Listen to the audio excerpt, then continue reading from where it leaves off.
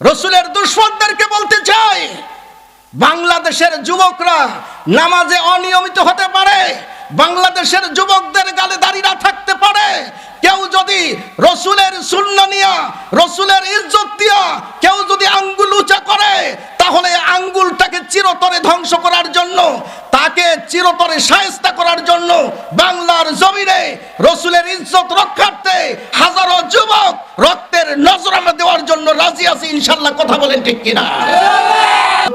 কেউ যদি আপনাকে হত্যা করার কুমতলবে যদি তীর নিক্ষেপ করে, একটা পাথর যদি নিক্ষেপ করে, আমি আবু বকরের চোখের সামনে রসুল আপনার শরীরে যদি তীরটা বিঁধে যায়, আমি আবু বকর সহ্য করতে পারি না।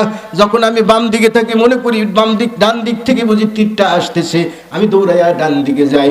যখন আমি বাম দিকে থাকি তখন মনে করি যে ডান দিক থেকে তীর আসতেছে, ডান দিকে থাকলে বাম দিক থেকে তীর আসতেছে, সামনে থাকলে পিছন থেকে তীর আসতেছে, পিছনে থাকলে সামনের দিক থেকে তীর আসতেছে। এমন যখন মনে হয় তখন একবার ডানে যায়, আর একবার বামে যায়, আবার সামনে যায়, আবার পিছনে যায়।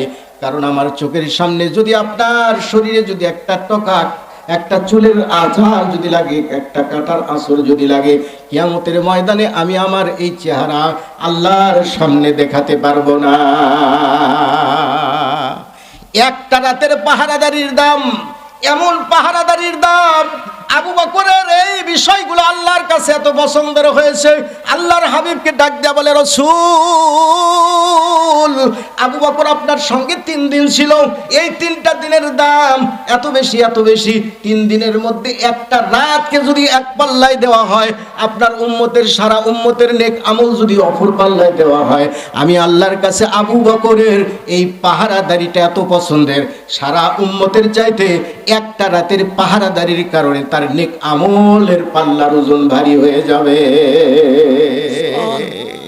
পাহারাদারি করেছে। যুবক, তোমার একবার নিজের মনকে তুমি জিজ্ঞাসা করে দেখো, এমন কোন রাত কি তোমার আছে যেই রাত তুমি রসুলের পাহারাদারি করেছো, যেই রাত তুমি ব্যয় করে রসুলের ইজ্জতের পাহারাদারি করেছো, যেই রাতকে, যেই সময়কে ব্যয় করে রসুলের সুন্নতের পাহারাদারি করেছো, এমন কি রাত তোমার আছে? তোমার পুরা হায়াতে এমন কি কোনো রাত আছে? আমরা এমন কপাল পরা উম্মত, আমার চোখের সামনে রসুলের বিরুদ্ধে কবিতা লেখা হয়, আমার সামনে রসুলের বহু বিবাহ নিয়ে কুৎসা রটনা করা হয়, আমার চোখের সামনে রসুলের সুন্নতকে অবজ্ঞা করতে আমরা দেখি। আমি রসুলের সামনে কি করে আমি কিয়ামতের মাঠে দাঁড়াবো, আল্লাহর আদালতে কি করে দাঁড়াবো? এমন কি কোনো অনুতপ্ত ভাব আমার আর আপনার মধ্যে আছে? একবার কল্পনা করা দরকার। কথা বলেন ঠিক কিনা? এই জন্য নাস্তিকদেরকে আমি বলতে চাই, রসুলের